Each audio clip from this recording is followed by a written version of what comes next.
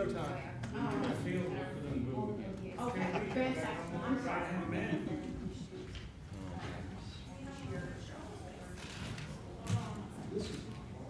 Yes.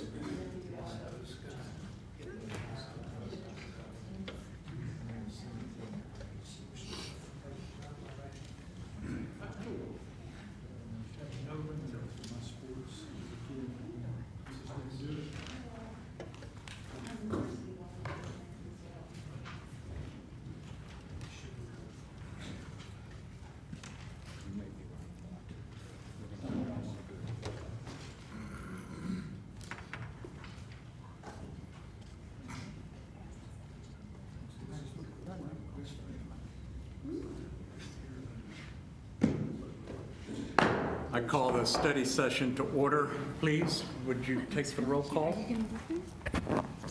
Cool. Commissioner Allen? Here. Commissioner Norwood is absent. Commissioner Siragusa? Here. Commissioner Roberts? Here. Commissioner Stallings? Here. Commissioner Orr? Here. And Mayor Kinkinen will be out, and Commissioner Allen will be Mayor Pro Tem for tonight's meeting. So we have a quorum. Thank you, Summer. At the Commissioner's request, discuss any item of concern on the rescheduled regular session agenda. Anybody? Okay, well, I have a couple of questions. So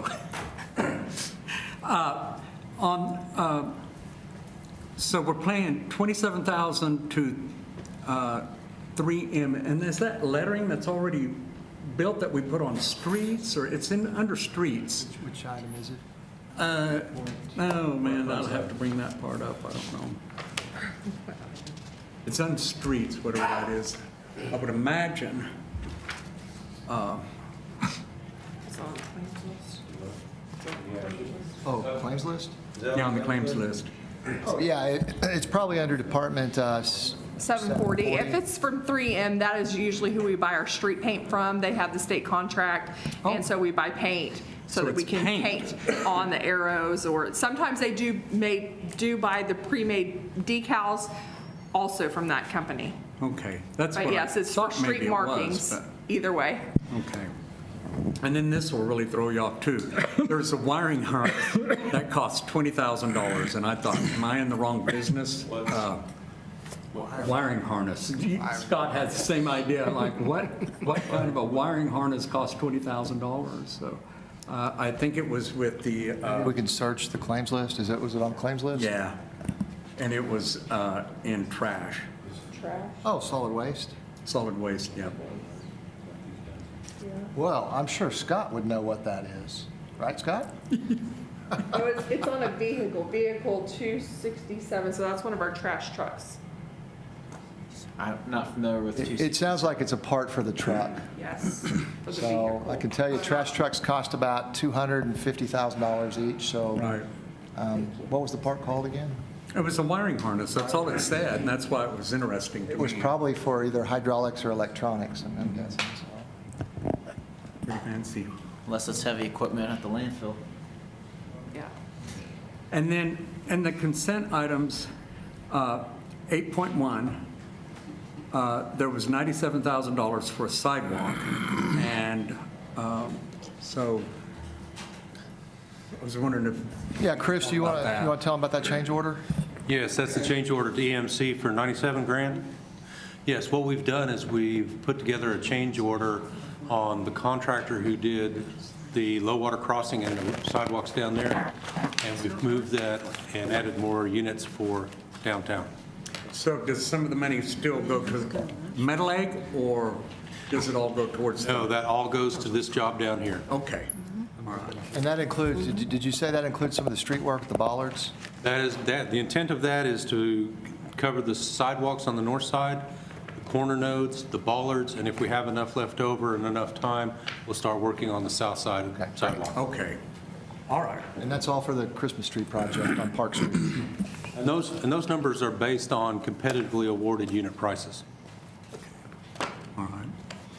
And then the final question in consent was item 8.37, which is where we're given Hope Outreach or $50,000. Did we do that last year?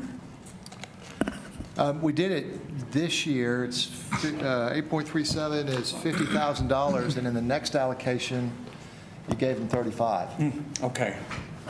for transitional housing stuff. It has to do with, I believe, their men's transitional housing that Rodney Fowler runs for Help Outreach. Okay. All right. That's all from me. Anybody else? Trigger anything? Okay, study items. Item 3.1, discuss Oklahoma Municipal Assurance Group, OMAG, services and council orientation.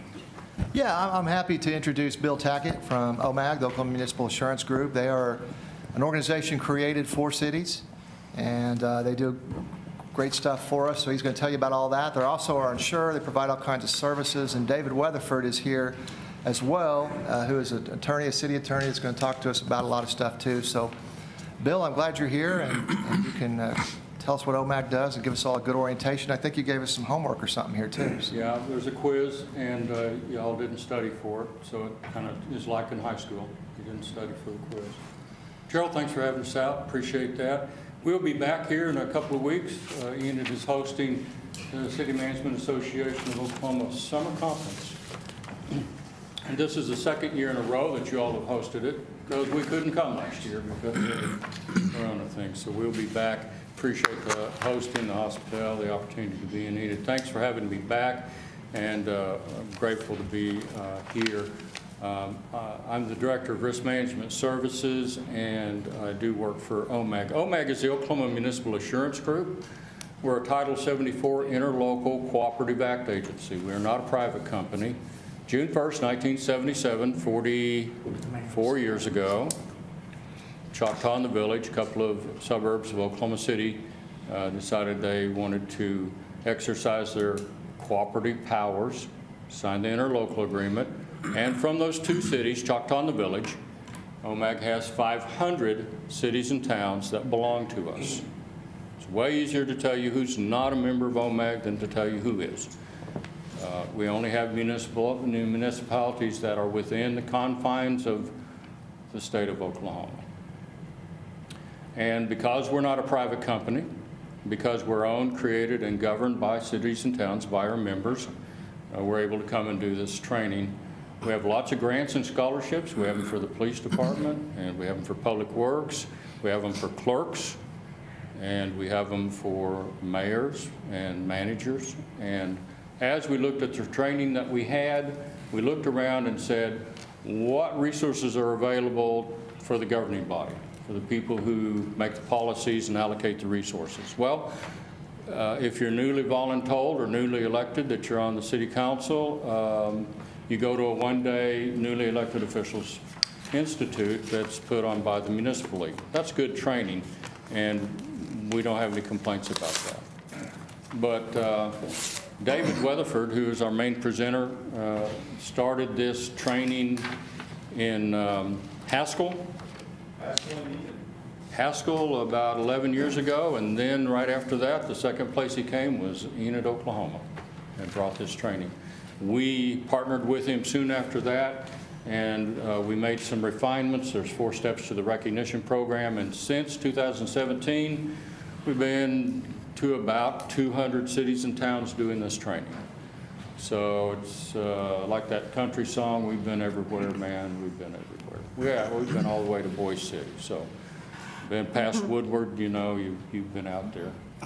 I remember back in the day, Woodward had a sign out northwest of town that said, "Welcome to Oklahoma." It really hacked the people in Guyman off because they thought they were part of Oklahoma. But we thought, you know, what kind of training is available for people who serve on the governing body? So we bring this training to you. There's 4 steps to it. We'll go through those, 3 of those tonight. One step includes a governing body handbook, which is a handbook for you all, not a handbook for the employees. And we think that's an important part of the training because we think that's an important part of helping people get up to speed on what their job is as a governing body official.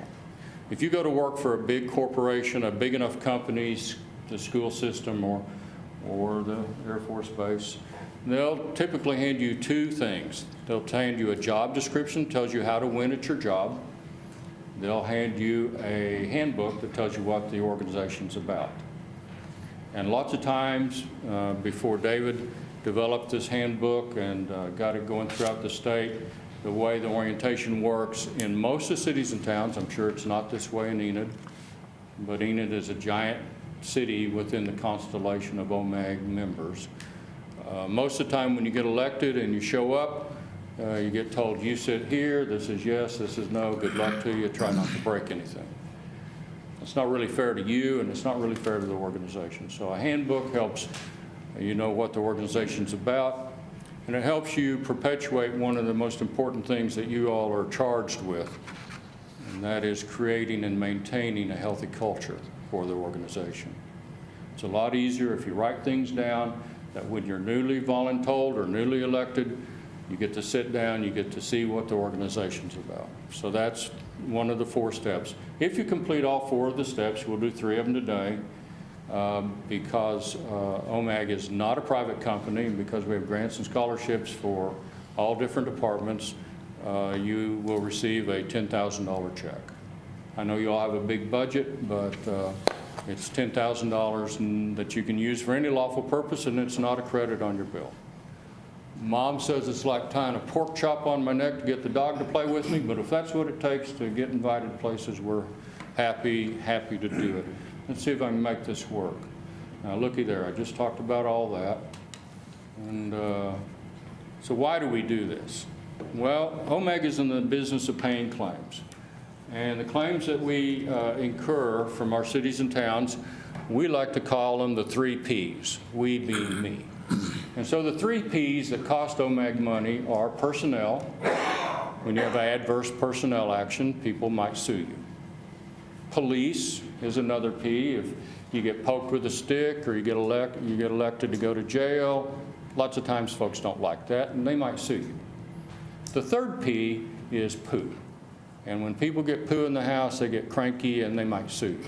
And so we think that the best-run cities and towns have fewer claims, and the claims they have cost less money to resolve. And that's why we do the training for you all.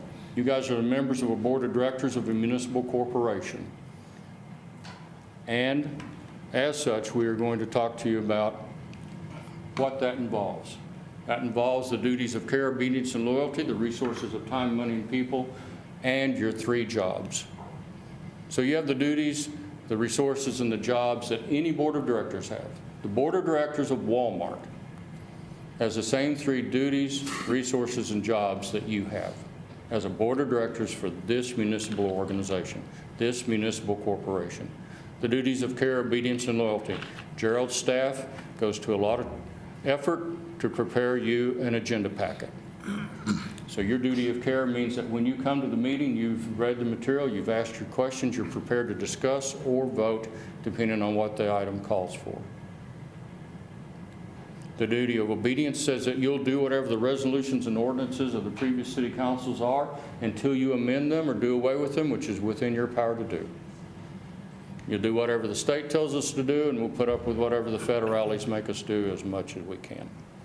Duty of loyalty says that when you put your hat on, the front of that hat says Enid.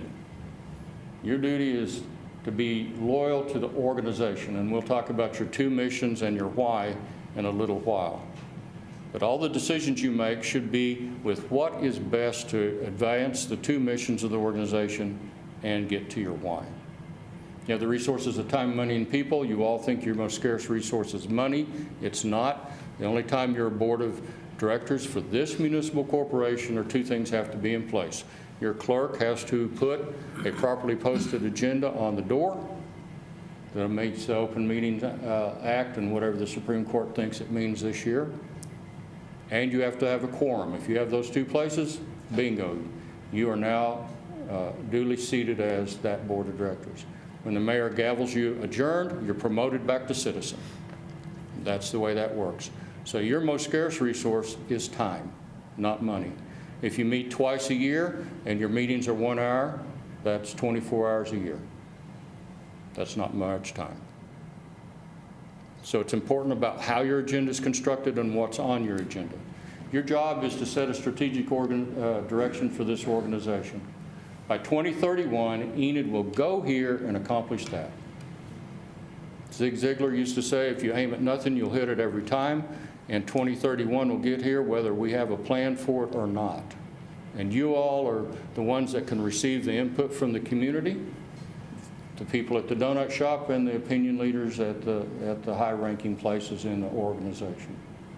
And everybody gets to have an opinion, and you get to sift those and weigh those, but only you good folks get to poke your hands up and vote and say that Enid is going here. By 2031, we will accomplish this. The way you do that is that you adopt policies that help staff take you there, and you monitor results.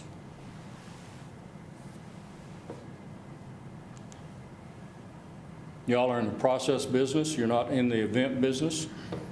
So it's like the Apostle Paul told the Greeks at Corinth all those years ago, that you plow and plant and water and weed and wait, and the good Lord gives the increase. You might spend your entire tenure working towards 2031. And you might not be on this board of directors when 2131 hits. But you did the important work to get the organization there. So an event is you're getting your picture made or ribbon cut. That's not really it. What it really is the process. I should tell you from my point of view, from my standpoint, from what I'll have to say to you, everything I will tell you today falls in one of two categories: old or stolen. And that's not true for David. David's been a city attorney since 1988. That's easy for me to remember. That's the year before Taylor Swift was born. And he's been well, that's true. She had an album, 1989. City attorney for Coweta for about 30 years, currently Manford Mound, Sand Springs, and Arcoma. David came up with this material that we use today, and it's your turn, David. Good. Thanks, Bill. Thanks for having us in Enid. It's always good to get back to this part of the state. Everyone has an answer sheet. I'm from Tulsa area, so I spend more time over there, but I love coming to Northwest Oklahoma. You have an answer sheet in front of you. I'm going to go through and explain questions, and let me give you a little bit of background. Your staff's going to complete it. We're going to gather those when you're finished. We don't need a name. We just need you to designate whether you're staff or elected official. We'll get Gerald a composite score back to him. This test was created by a number of municipal officials with the idea of trying to accurately measure how we're doing. It is not intended to be judgmental. It is intended to allow you input of how you think your city is doing in these 10 categories. And those 10 categories were chosen because we think they're the important categories that should be evaluated by the board of directors of the corporation. So let's see how we're doing on those. We would like you to give an honest answer and just give a score between 0 and 10 of how you think you're doing in each category. And then again, we'll get a composite score back. It won't affect your insurance rates, but it'll give you some benchmark of where we are. I'm going to explain each question and hopefully help you understand it. And we'll start with number one. It's number one for a reason, because it's the most important. How financially stable is the city of Enid? The public expects the organization to be financially stable, just like they expect the local bank to be stable. So you're going to give a score between 0 and 10. 10 is an organization that has a written reserve policy, and they set aside at least 20% of their general fund into a reserve, and they fully fund that reserve. Some of you are looking around thinking, I don't know. Don't worry, that's fine. We gave this test in a city a little bit smaller than this, but a good-sized city a few years ago, and a councilman raised his hand and said, I have no idea. I've only been on the council 15 years. I've never once seen a financial report. He was completely serious. We've given this test in cities in which a councilman has said, 1 is too high of a score. Can I give a 0? When we started doing this 15 years ago, or about 12 years ago, we were aware of one city in Oklahoma that had a written financial reserve policy. One. There now maybe are 40 or 50. But again, we're not here to be judgmental. We're here to say there is a best practice. This number comes from the leading financial expert in the state. It is a standard that's been set. That should be a goal over the long period of time. Within the last year and a half, Muskogee adopted their first written financial reserve policy. They did it better than anyone. And they did it themselves, not us doing it. They did it. So give a score. A 1 is we're lucky to make payroll and we're concerned about it. Bill at OMAG gets those calls from cities. There are cities that are on the verge of bankruptcy in Oklahoma. So we should evaluate how we're doing financially. So give the score on it. Number 2, how stable is the governing body? Any organization that's going to be stable over a long period of time needs the governing body to be stable, and that doesn't mean it's the same people who stay forever. It means if you have elections, you have good candidates. Those who serve do so for the right reason and for the right purpose. They're looking out for the long-term interests of the organization. They're well qualified, and they work well together.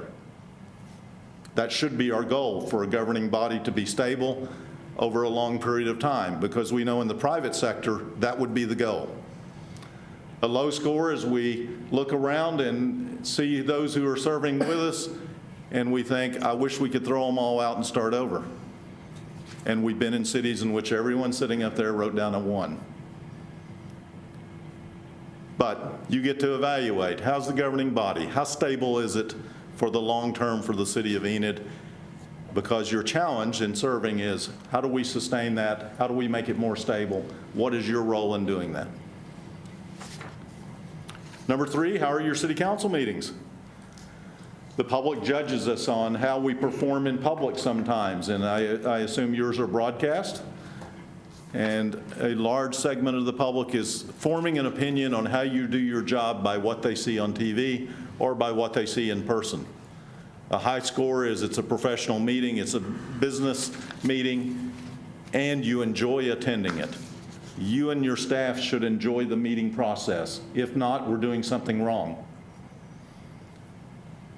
Between Bill and I, the 2 of us have been to as many meetings as anyone in Oklahoma.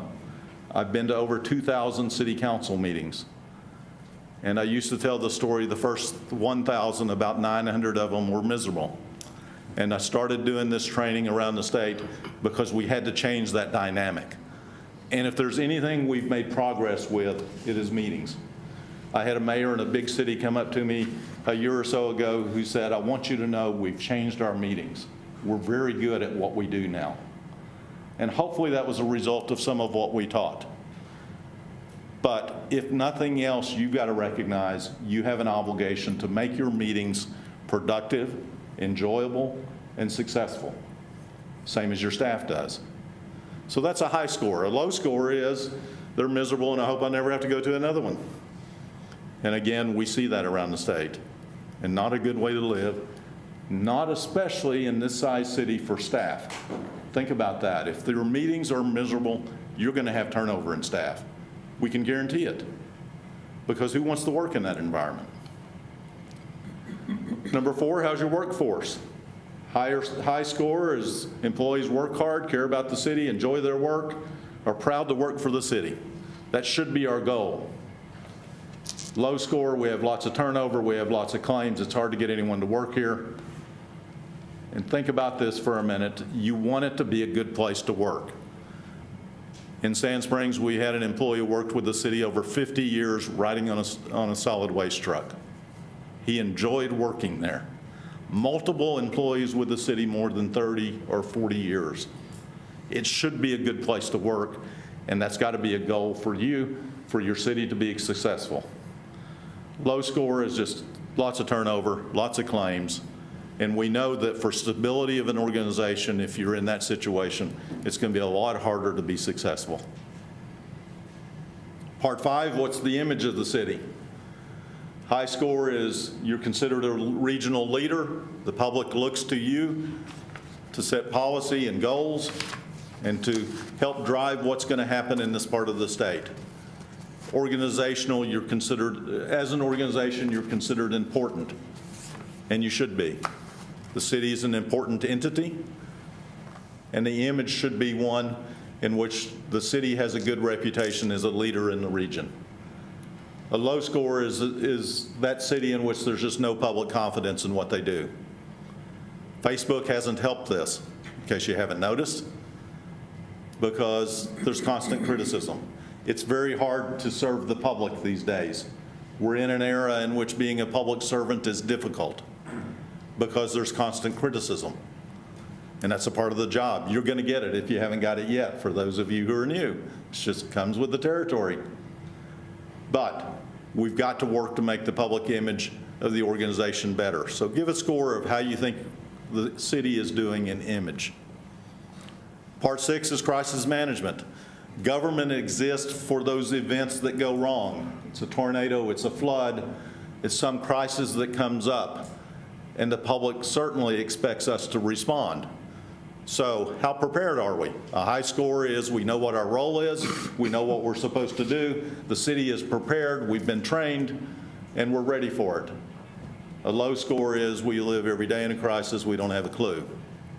So give a score on crisis management. How well prepared are you for those events that may come up? Number 7 is economic development. It's an interesting question that 30 years ago we would not have asked at a meeting like this, because 30 years ago there was a lot more effort to get federal money to cities. There were lots of block grants. Economic development wasn't considered as important. Over the last 30 years, we've seen cities take an active role in some places in economic development. And the question is, how active are you in it? A high score is we're very active, we think we can affect the outcome, we participate in economic development activities because we think it's important for our city. A low score is we decided not to do that. And some have decided not to do that. We know that as we travel the state, the larger cities are more active, the high traffic areas are more active, the more rural areas are less active. Lots of Northwest Oklahoma is inactive. They're in a survival mode, especially the smaller towns, and they're not as active in economic development. But again, you're giving a score of how do we evaluate how we're doing? Because the group of you gets to decide how active you want to be in economic development. Part 8 is planning and goal setting. How well do we set goals for our city? Bill mentioned that one of your primary jobs is to figure out the direction. So a high score is we're very good at, as a group, deciding where we want to go. The elected officials, the administration, and staff work well to create well-defined goals, and we know what our direction is. A low score is we don't spend much time on that. Okay, so how well do we set goals for the city? Because that should be an important part of evaluating how we're doing as an organization. Number 9 is administration. This is where Gerald cringes, and he shouldn't, because it's not directed at him. It's how do we evaluate the upper management of the city? Is it stable? We know from the private sector and we know from experience with city government that stable management is important. Bill and I did this training in a city that had had 8 city managers in 2 years. And there's no way you could evaluate them and say they are stable in management when they've had 8 in 2 years. Our goal should be to be stable as an organization, and it doesn't mean just city manager, it means upper management. Is it a good place to work? Do we attract good people? If we have turnover at a department head level, do we attract good candidates? Because that should be our goal. Do we pay well? And do we attract good people in upper management? Because we know that if you want to be successful over the long period of time, you're going to have to be stable in management, whatever that means. You've got to be stable in management. You've got to attract and retain and keep good people.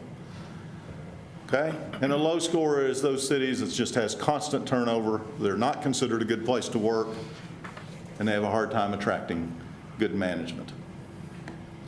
And number 10, how well do we communicate as an organization? High score is we're on the same page, we're getting the information we need to make decisions. There are no secrets amongst our group. The administration and staff are working well together. I'm not being put in a position where I don't know what to do because I haven't been given information. The low score is it's hard to figure out what's going on around here. Some people know things, some don't. We don't share equally, and we don't play well together when it comes to communication. Okay, so those are the 10 questions. We'll gather them. We don't need names. And we'll get a composite score. Again, it's not intended to judge, it's intended to evaluate. Hopefully you identify one or two areas where you think you could improve, because we think all of us can improve.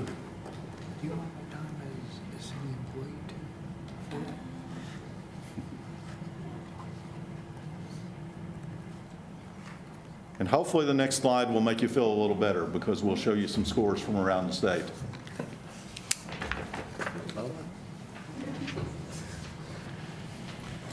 I think it's interesting as we've traveled the state and seen the different scores, and if you look at the bottom row, you see some of the low scores we have seen, and a city between 10 and 20,000 that scored a composite score of 12 out of 100. You'd have to work real hard to do that. A city over 20,000, which is a city that is a regional county seat, good-sized city, scored a 51 out of 100, a failing score. That was the fourth time we'd been there. They choose to fail. Their meetings were miserable. Their council members usually wouldn't sit with each other because they didn't speak to each other. And they choose to continue doing business that way. They also have more claims with OMAG than any other city. Scores are pretty consistent. There is not a difference in population. I say the same thing whether I'm in a big city or a small town. Population will not dictate how well you serve your city. How many people happen to live around you has nothing to do with how well you serve. You can be a great city official in a small town or a large town, and vice versa. It really has nothing to do with it. Public image is usually the lowest score. Crisis management is usually the highest score. And mid-70s is pretty consistently the average. So hopefully you feel better about your score. Hopefully you identify some areas you think are important to work at getting better.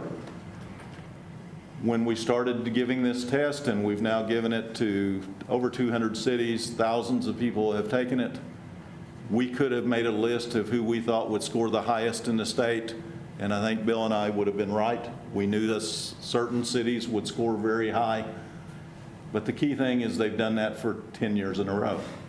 They've sustained it over a long period of time. We've seen cities that have scored in the 40s and 50s that now score in the 80s because they've made a conscious effort to get better.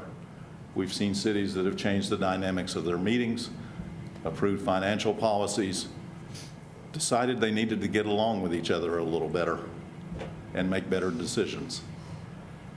Bill's going to talk a little more about long-term, but I would encourage you that there's a real simple principle that we all need to buy into, and that is that you, as the governing body, are the think tank for the city of Enid, and there's not another one. You're it. If someone's going to decide where Enid is going to go, it is you, and no one else, because no one else gets the vote on those things. And that is a tremendous responsibility. The trade-off with that is that some things are none of your business. You don't have the right to go tell Gerald every little thing that he needs to do over certain topics. They're within his authority. Certain things are within the city attorney's authority. Certain things are within the police chief's authority. And even though you're the board of directors, some things are none of your business. But the most important thing is, and that is, where do you want your city to go? So, Bill, your turn. Kevin, thank you. We're respectful of your time, mindful of your time. You guys have a sheet in front of you here that puts you right to sleep when you go to bed. It's how to do better in your test. And you also have a color map in front of you. And we talked about you all being a board of directors of the municipal corporation and what those three things are. You set a direction for the organization, you adopt policies that help staff take you there, and you monitor results. One of the tools that OMAG has, and we provide at no cost to our members, is called the Sewer Line Rapid Assessment Tool, SLRAT. And we partner with Luck and Bill here to help us go around and keep sewer lines open. And so we probably had about 145 cities and towns use this SLRAT. It was something that was created over in the Research Triangle in North Carolina. It's a combination of Mecklenburg County and the city of Charlotte. And they came up with this ingenious thing where you pop 2 manhole lids. There's typically 300 foot of line between 2 manhole lids. And one of them is a transmitter and one of them is a receiver. You push one button, it sends a sound wave through the pipe. And how that sound wave travels through the pipe tells you whether it's open or partially occluded or blocked. And then it gives a numeric score. It color codes the line, it pushes it up on Google Earth, it overlays it on your community, and voila, you have a color-coded map of your sanitary sewer collection system. It's amazing. Now, blocked does not mean there's no poo going through the line. It means it's something big enough in the line that bothered the sound wave to give a bad score. Could have been a swell in the belly, an improper tap, fats, oils, and grease. It could be tree roots. Could be we had a lot of rain and I surcharged the line with a bunch of water from groundwater and rainwater runoff. But anyway, this is a place that's south and east of here, and we noticed that green is good, yellow is fair, red is poor, and white is blocked. And this is not what you want to see. So, you're supposed to set a strategic direction for the organization, adopt policies that help you go there, and monitor results. And so what do you monitor? This didn't get monitored for a long time because it's under the ground. It's not a particularly attractive topic, and it has a long life, and it wears out over time. And now you get to be mayor when it all falls apart. Because when they got done driving those horses out of Kansas and deciding we were going to be a state, they started putting pipe in the ground, and now in 2021, it's all old and creaky and broke down and end of its useful life. It didn't get that way overnight. It won't get well overnight. And so why do I use this as an example? You all, in conjunction with the staff, have to decide what you're going to monitor. What results do you need to know? Simon Sinek is famous for his book, Start With Why, and he's made a bunch of money on that. I would say Simon has taken a page out of my book. He doesn't know much that's new or not stolen, but he has an innovative way of recasting it or putting it in a new kind of a format. And so Simon has written the book, Start With Why, all over the globe, made a bunch of money, got world famous on YouTube, and as a result, he has gotten a second book. Actually, this is his third book, The Infinite Game. We do not have anyone that will write a book about municipal government. If you get a public sector book, it's going to be about nonprofits. And even though this is a private sector book, it turns out that the 4th grade wasn't wasted on me. I learned how to do a book report. You'll get a very brief one today. But we did make available a copy of this book to everyone who was at the Winter City Managers Conference. I think this book is worth your read. It doesn't take very long. And it talks about the fact that Enid has been here a long time. It'll be here a long time after all of us are gone.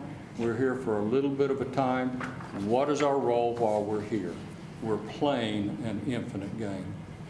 And so what is the how, the why, and the what of the city of Enid? It's exactly the same as the city of Durant or the city of Hobart or the city of anywhere else. And it's really not simple, or it's really not complicated, it's simple.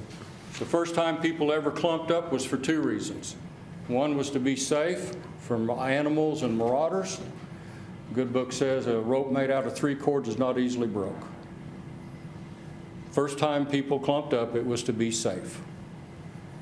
So one of your 2 missions is to increase public safety. The second reason people clumped up was to trade amongst each other. Somebody wandered by, here's some beads, I'll take a mat, thank you very much. Next rest stop's 50 feet from here. So your other mission is to facilitate commerce. Now when David asked the question about economic development, A couple of y'all are old enough to remember that the Supreme Court ruling back in 89 or so, Phillips University, city of Enid, said that we could spend money on economic development. That's how that got kicked off. So you have two missions: increase public safety, which is not just fire and police, it's solid waste, it's potable water, it's how do you treat your wastewater. It's the things that make people safe from communicable diseases, all kinds of things. Increase public safety, facilitate commerce. Remember, your hat says Enid on it. You're loyal to the entire organization.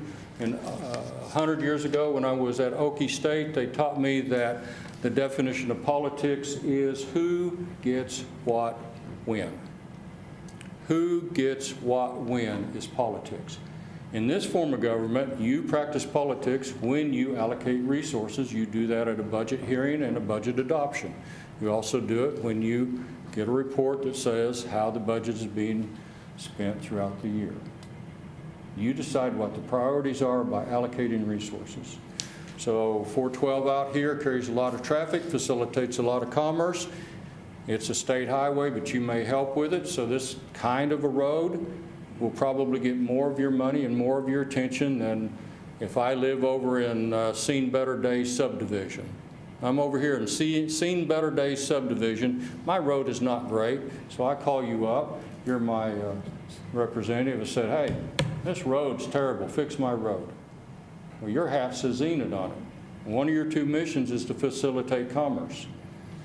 So the road I drive on in Seen Better Days subdivision will get fixed slower than the road that carries the commerce that pays the sales tax that helps this organization run. Because you're going to practice politics. You're going to decide who gets what when. And your hat better not say police department or parks department or Sunday school teacher thinks or high school principal wants or the football coach said, because that may not be what's best for the organization as a whole, because you're playing an infinite game. So your what is your mission? What do you do? Simon says everybody knows what you do. Some people know how you do it. Not a lot of people know why you do it. When we get to why, you're going to be let down because it's not that profound. But what you do is increase public safety and facilitate commerce. How you do it is what every one of these folks around here do, collectively, starting with Gerald. Every one of them is part of the how you increase public safety and facilitate commerce. Why do you do it? And when you allocate resources, when you adopt policies that help staff take you to that future vision of where the organization's going to go, your why is the same why as every other city in town. Your why is to create the kind of community that attracts quality individuals who want to live and work and raise their family here, which is the same thing in Durant, in Bartlesville, in Ponca, in Stillwater, and on and on and on. You want to attract the kind of community, create the kind of community that attracts quality individuals who want to bring their families and live and work and raise them here. That's your why. And every time you allocate a resource, every time you adopt a policy or an ordinance or a resolution, every time you receive a report, you should say, how does this advance our why? How does this help Enid be the kind of community that attracts quality individuals who want to live and work and raise their family here? It has to do with your public spaces, your availability of your utilities, the treatment that people receive when they interact with staff. Now, some of it's out of your immediate sphere of control. If I was going to move to Enid, what's going to bring me here? A job. What's going to make me decide if I'm going to live here or not? Well, not me, I'm too old now. I'm going to go online, I'm going to see what the school test scores are. How much do you guys have to do with the school? Nothing. What can you do with the school? Well, you can have a conversation and see where there's areas to communicate, because in most cities and towns in Oklahoma, the primary driver of where you're going to live if you've got kids is what the school's like. It's important, and it's not in your immediate control, but it's part of the infinite game. Here's an outline of the book. I won't go all the way through it for you, but I will tell you a couple of things. Trusting teams, authority brings clarity to competency. You all are a team just like these folks are a team, and you have to have trust amongst yourselves. Stephen Covey's boy wrote a book, Speed of Trust. I'd recommend that book. If you have high trust, you have low friction, and things get done quicker and better. You have to have a trusting team among your board of directors. Courage to lead is that vision. It's a progressive realization of a future goal. And lots of times along the way, it doesn't look all that great. You guys are run well. Some of this stuff is probably not very helpful, but everybody gets the same talk. It's like the passion play over in Eureka Springs. We know how it's going to end. We've given this talk a lot. There's only 4 things should ever be on your agenda in this form of government. Only 4 things should ever be on your agenda in this form of government. Now, if you're town board of trustees or automatic or strong mayor, I still say there's only 4 things, but I can listen to an argument that says otherwise. The first thing that should be on your agenda is the future. We go around the state, and you know what we always see on agendas? Yesterday and today. We're going to approve those minutes. We're going to approve those claims and payrolls. And we've already burnt that gas and burnt that electricity, and the minutes are almost always right. That's why it's on the consent agenda. And if you're in a littler town of Enid, then we're going to say, you know what, Sam, you go swap out those bulbs at the softball field because they're burnt out. That's about today. But there's almost never anything on the agenda about tomorrow. And if you don't, on purpose, put something about tomorrow on the agenda at least a few times a year, in Sand Springs, they're going to do it next week. They do it 4 times a year at lunch. Because if you don't do it on purpose, you won't do it. There has to be something about the future on your agenda at least some of the year. That's one thing that should be on your agenda. The other things that should be on your agenda are policy/culture. You guys are the keepers of the culture. Well, I don't agree with you, Bill, because I don't really know how this person runs his department. Well, I didn't mean to point at the police. I don't know how this person runs his department. Well, Gerald knows. And you need to support Gerald in his efforts to support a healthy culture that attracts quality individuals when it's time to recruit and hire and retain. So you adopt those policies, you support that culture. You also support that culture when you have a handbook that says, as a body, this is how we're going to interact with each other and the public and staff. The future, policy/culture. You should only ever have monitoring results on there. And you should say, in working with staff, what should we know? What should we be monitoring? And what's the dividing line between what's administrative and what's policy? And the last thing that should be on your agenda is decisions that exceed the authority that has been delegated. Gerald, what's your spending authority? $50,000. $50,000. So Gerald cannot go out and buy something that's $51,000. Only you guys can do that. You need to push authority down as far as it'll go. You need to pull information up as high as it'll go, because information is your currency. Authority is his currency. You need to push authority down and pull information up.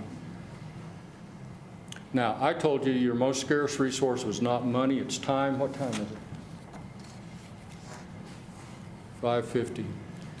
If, I don't think this applies in Enid, but everybody hears the same story.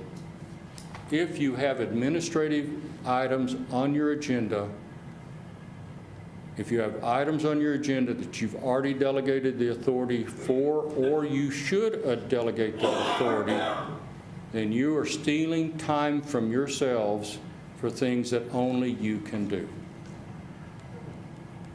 So you've hired these folks to do what they do. Make them do what they're hired to do. And you all do what only you can do. Gerald can't change zoning. He can't amend the budget. He can't decide a lot of things because it's in your purview. And if there's administrative things on your agenda, then you're stealing time from yourself to set that future direction, adopt policies that help staff take you there and monitor results. Now, David normally says, because he holds a grudge a long time, that one time we were in a big city, not as big as Enid, but a big city. It's a county seat, isn't it? Right. And we were supposed to start at 6:30. I've got this memorized, I've heard this a lot. He tells it like I wasn't there. I was there. You were a victim too. I was there. And so we're supposed to start at 6:30 with our training. We always ask to be the last agenda item on the training unless we have a workshop. 11:30, it was our turn to stand up. And it was a long ride home, and David was cranky. Now, during that time, the governing body needed to buy a riding lawnmower. Did they buy an orange-colored one or a green-colored one? It was green, of course. You always buy green. You never buy orange. But that took about 45 minutes to figure that heavy lift out, what color mower we're going to drive. Now, in addition to making David cranky, that stole 45 minutes from those good folks because they were doing administrative work. You guys have a quality, seasoned, competent, highly regarded in this state staff, one that OMAG works with, and we know what we're talking about. And so you guys have the people that can do the administrative things. David, wrap us up real quick. Just real quick, we've taken lots of surveys of lots of city officials, and I like to end with a survey. I think if Bill may have had some other slides he skipped, but we'll skip through his real quick. He had his hand out. He could have shown you. That's all right.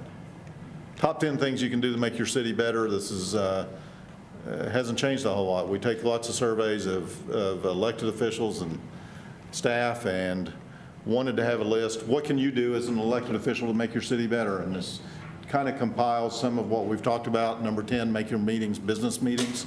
It's not a political event. It's not a debate class. A reminder, you're the board of directors. Number 9, have good meeting habits. Some cities have bad habits that just, we do it this way because we've always done it this way. I once had a young mayor in a small town who decided, I don't have any clue what to do as a mayor, and just got elected. He went to every city in Tulsa metro area to watch the council meeting so he could learn. Came back with great ideas because he went in person to see what others did. Came back with some bad ideas. Boy, I'm glad we're not doing that. We're not going to do that. Have a plan when you show up. Ask the hard questions in private. There's nothing wrong with calling Gerald and saying, this is on the agenda, I don't understand it, I need to know more. That's much better than doing it in a public meeting of saying, and we've seen this happen, boy, I got that memo, it makes no sense, could you explain that? It's not fair to him, it's not fair to the rest of you. So ask the hard questions in private and understand what you have in front of you. Promote your city. Cities have reputations just like individuals, and it's important for you to promote it. Publicly defend your city employees. There's plenty who private or publicly criticize them. That's not your job. It's hard to work for a city. Your city employees are getting criticized every single day. If you had time to hang out where utilities are collected, you would see it. Every day they're getting criticized for trying to do their job. And the group of you shouldn't be a part of that. You've got to promote the city. Be a good employer, make it a good place to work. Simple appreciation means something. Set goals. That's, as we've talked about, one of your most important jobs is to identify the direction. And again, this is a survey of elected officials and city officials around the state. What can you do to make your city better? Understand not everything's your business. There will come a time you'll go to Gerald and say, I heard about this employee who no longer works for the city. What happened? And he's going to have to say, I can't tell you. They may have flunked a drug test. They may have stolen from a coworker. They may be under investigation for something, and it's going to be none of your business. And he's going to have to tell you, I can't tell you. But that's his job. Lead by example. Ethics and conduct matter. I am convinced that good city councils attract good people to serve with them, and bad ones attract bad people to serve with them.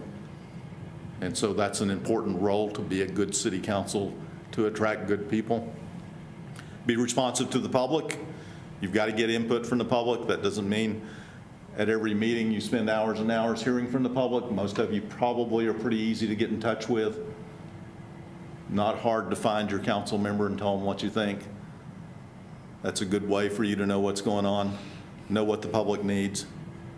But of all the surveys, what's the most important thing you can do as an elected official to make your city better? Is find a way in which all of you work as a team toward common goals and find a way to work well together to get there. We know that. It's no more complicated than a 5-member basketball team. Those who play well as a team are more successful than those who don't. And it's a simple lesson of life that applies to city government. And when we take surveys,